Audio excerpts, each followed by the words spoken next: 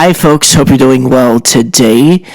So today I'd like to discuss the degeneration within Jordan Peterson's psyche that's converted him from a mainstream alt-right figurehead to an agent of Zion, although one could argue that the two are one and the same.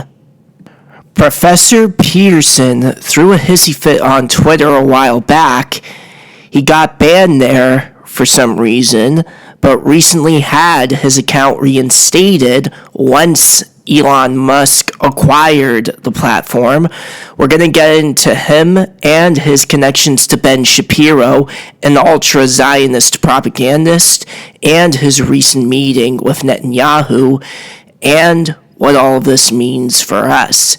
He's been regularly tweeting about anti-Semitism as of late, but never about anti-Aryanism and the underpinnings of English Canada and America that are currently being overturned. Gee, I wonder why. So here, he shares a Kanye video supposedly espousing anti-Semitic views, and he writes, "Jews are the canaries in the social coal mine."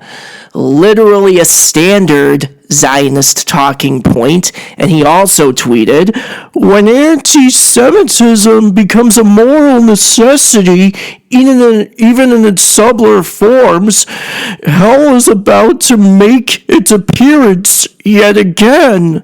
Yeah, for sure. That's what happens when people notice Jewish power abroad being too powerful for its own good and interests, just like our late Shah did. Our late Shah, who today's Zionists adore so much. That's what happens when people are able to detect obvious shills like himself. Right. I got a beachfront property in Chernobyl for this guy. He also posted clips of two of his videos, one being a message to Muslims and the other being a message to Christians. And someone replied, "I couldn't help but notice a religion missing from your message to video."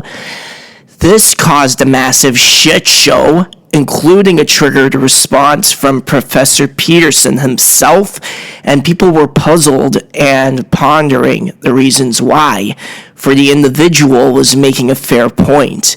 This is the context. Peterson's been hired by Ben Shapiro to propagate on behalf of the Zionist lobby and has some sort of big contract with the Daily Wire, a Zionist media outlet.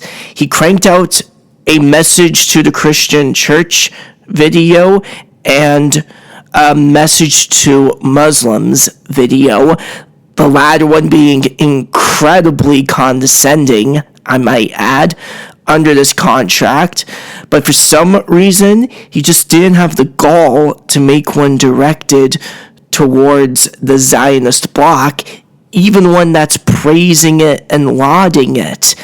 Coincidence? But anyways, his response to this astute poster noticing this is, I quote, "You're an evil rat." And then his fanboys start shredding the guy apart for exposing him as the most obvious shill in human history. I can see the look on your guys' faces. Preposterous conversation. There's that Old Testament ruthlessness. Somebody notices his blatant and suspicious bias towards a certain demographic. He assumes that people are too brain dead and lobotomized to realize that he's been hired by Ben Shapiro, that he's a paid spokesman for the Zionist lobby at this point, something that's been publicized by the media, by the way, and that we should take everything he says moving forward with a grain of salt because he's reading off of a kosher teleprompter.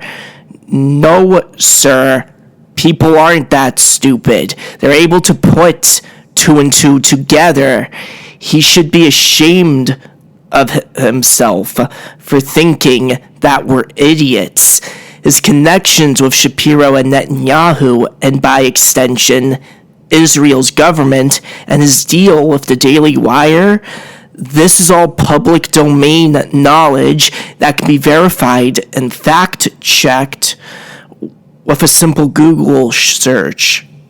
It's publicized knowledge that he's been hired under contract by Ben Shapiro to promote Zionist talking points and went on an Israel propaganda trip and identifies as a Nietzschean Christian, whatever that means. I doubt he's even read one page of his books if he honestly thinks that he can be both a Nietzschean and a Christian.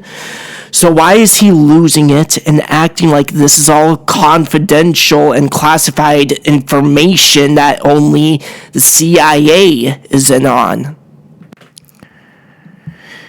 He goes even further with another straw man by saying, the anti-Semites are truly starting to climb back out of hell's sewer, appalling to observe.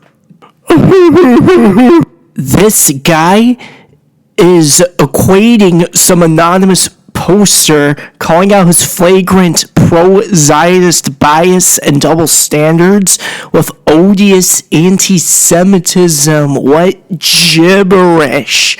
How did this guy ever become so famous and listened to? His deductive reasoning is foobar, especially as a professor of a university of such academic acumen as that of UFT's. There's no anti-Semitism at play here. This poster just remarked that you need to make clips about the Jews, critical or otherwise. Instead of simping for Yahweh, the Torah, the chosen people, and Mount Zion, why not advertise the pagan heritage of your Anglo-Saxon forebears instead? That's indescribably more based. That'll make me take you seriously. So how is any of this important? The paradigm he's perpetuating here is that even the slightest bit of criticism towards Israel and its special interest groups abroad and its patriots in the diaspora is akin to anti-Semitic sentiment, and that the ADL needs to take action against it and pressure Elon Musk to impose Twitter censorship. So now my question is, what makes Professor Peterson and his ilk any different from the Khomeinists in Tehran, who silence criticism against them and Islam now, from devout Muslims who want Salman Rushdie killed for what he wrote in the satanic verses about the Holy Prophet? Mr. Western governments need to support a regime change in Iran. Hypocrite. Zionism is a belief. It's an ideology that's open to criticism and debate as much as Islamism and the concept of Sharia law being imposed on non-believers is. Since he's as academically inclined as I am, and since we both have a history with the same university, I'd also advise him to do some more research on the origins of the movement and how elements within the Orthodox Judaic clergy were initially opposed to the movement because they thought that it would lead the Jews away from the Torah and from Yahweh and all other aspects of their religiosity, since all of the nation states of its time in the 19th century had secular underpinnings. Is he even aware that there was once a time in history where Jews were neither Zionists nor Abrahamic, that there was a time where there was no Torah or Talmud or Abraham. The bottom line is that everyone knows he has a biased agenda now, that he has handlers paying him and signing his checks, and that we have the right to not listen to his perspectives and takes on any issues moving forward, because he's a paid propagandist and he can either deal with getting called out for all of this or stop showing and cut ties with his contractors. Whatever your opinion of Professor Peterson is at this point, whether you're for him or against him, just know that at this point, he's an obvious and explicit Zionist propagandist now. This isn't the same person that you knew, who you knew back in 2016 and 2017, who went abroad preaching and defending and upholding unrestricted free speech. Also, the work that I've seen him do with the Daily Wire is world-class, wee-wuzzing, intelligence insulting, pseudo-history at its finest. Some examples: world history begins with the Jews. They created history, and their God created everything else. Just watch this fecal matter. When you intentionally engage in this type of activity, Professor Peterson, it makes people, sensible people, think that you're a con artist and propagandist, even if you're not. What on earth is he actually thinking? He's destroying his reputation as a professor. And this is his thing too. As soon as he got his Twitter account back, he's been calling for your censorship and getting anonymous trolls who clown on him for his shilling banned when he was born in the public eye for opposing censorship against critics of trans-identitarianism. I guess the Dark Knight's Harvey Dent was right. You either die a hero or you live long enough to see yourself become the villain. The way he writes is pretentious and pseudo-intellectual too. He uses advanced vocabulary and wordplay to make what he's saying sound smarter than it actually does, just like Razor Fist. This guy is a real op. This guy, Adam Green, dropped the mic on this situation.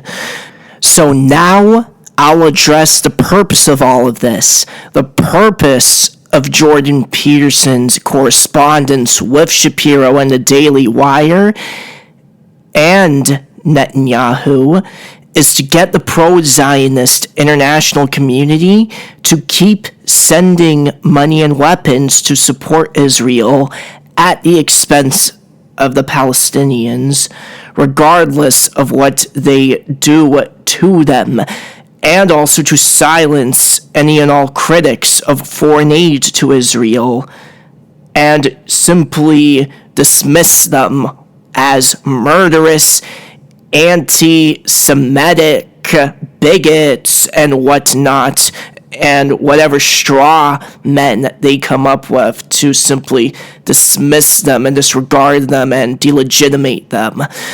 Which means that foreign involvement in the fate of both sides will continue, and the conflict will continue to be ongoing and resolved in this lifetime, and that a two-state solution will never materialize, and that the Middle East will continue to be geopolitically dicey and unstable.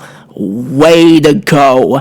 Professor Peterson clearly doesn't know the magnitude of what his short-sighted greed and ego is going to cause to the West Asian region. The Israel-Palestine conflict is clearly beyond his scope of understanding. The only correct policy is a complete and immediate withdrawal of America's involvement in its fate, and everybody cutting any and all aid to the combatants, bringing the two-state solution back to the forefront, allowing for the creation of a Palestinian state in which the Palestinians, who, by the way, are not just Arabs and Muslims, but rather a combination of several ethnicities and faiths, contrary to popular belief, can exercise self-rule,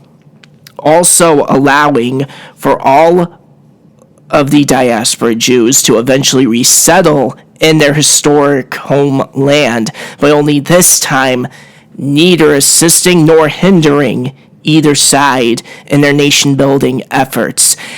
Any other policy or solution is simply wrong and misguided. The fate of the world depends on Israel. No, sir-ree. Not only is Professor Peterson a Zionist, he's a Zionist on steroids. Besides, everyone knows that the fate of the world depends not on Israel, but rather on Kehan Freeman. And this is where I end my dissertation. Thank you for watching. Please like, share, and subscribe.